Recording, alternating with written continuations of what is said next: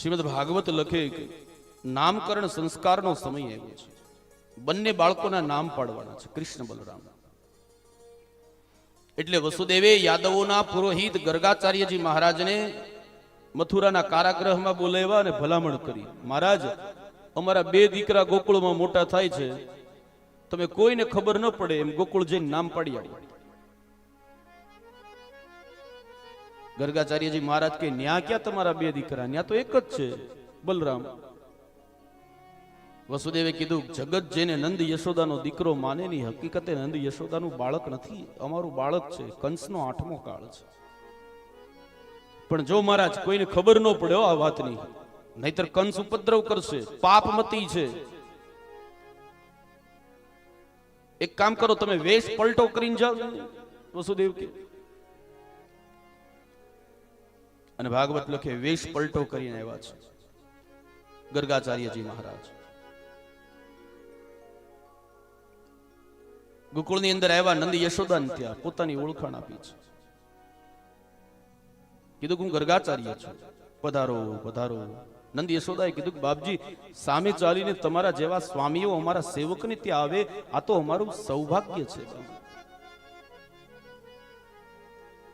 આની આજ વાત રામાયણમાં રામચરિતમાનસમાં રામજી કહે છે, જ્યારે વશિષ્ઠજી મહારાજની પાસે જાય ત્યારે, કે તમારા જેવા સ્વામીઓ અમારા સેવકને ત્યાં પધારે, અમારું સૌભાગ્ય છે. સેવક સદન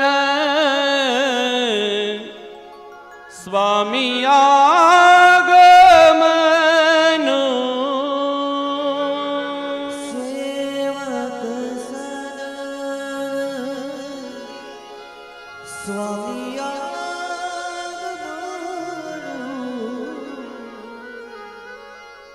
મંગલ મૂલ અમંગલ દમનું,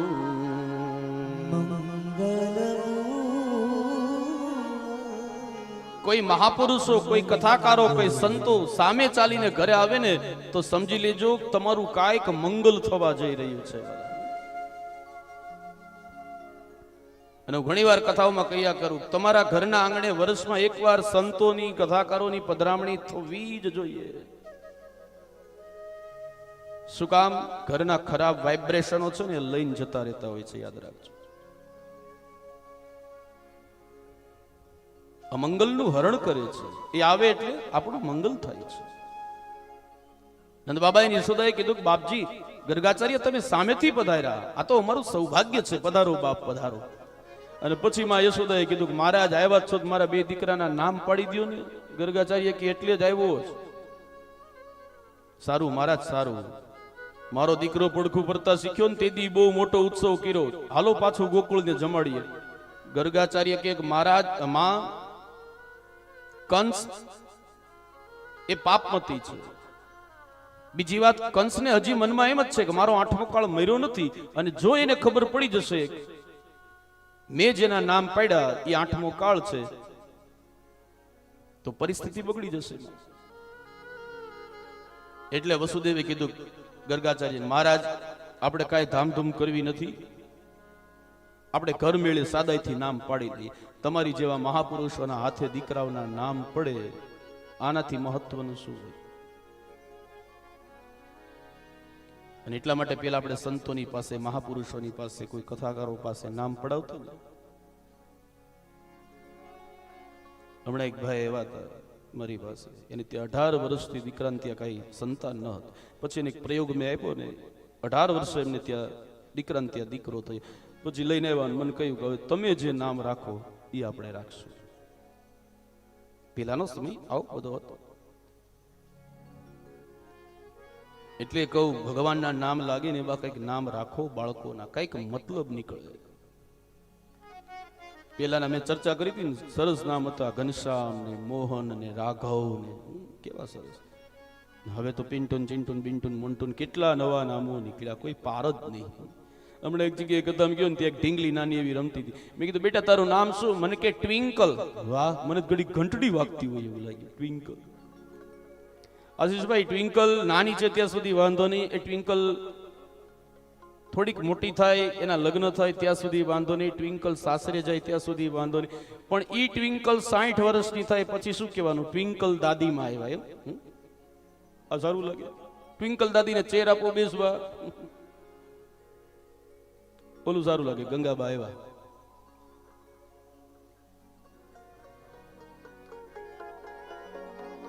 ગૌશાળાની સહજ ભૂમિમાં પાટલા નખાયા. નંદાલયમાં બંને માતાઓ તૈયાર થઈ છે. યશોદા અને રોહિણી બે બાળકોને તૈયાર કર્યા છે.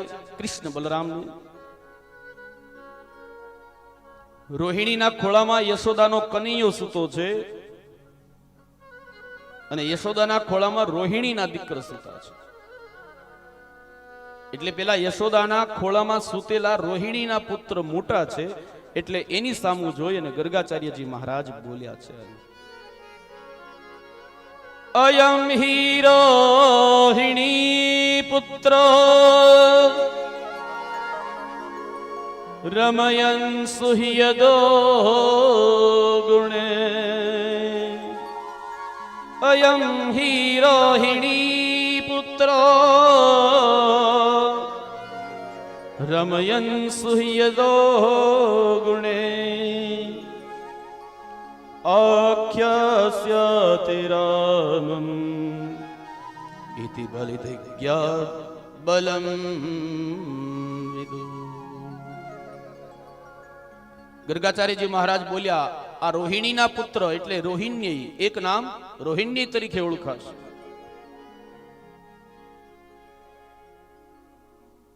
યાદવોની એકતાનું સંકર્ષણ કરશે માટે બીજું નામ આપ્યું સંકર્ષણ. પોતાના બળ વડે બધાને રમાડશે માટે રામ. બહુ બલવાન થશે માટે બલ. ગર્ગાચાર્ય બોલ્યા કે આ બાળકનું નામ બલરામ પાડું છું. જય ઘોષ થયો. બોલીએ શ્રી બલરામજી મહારાજ.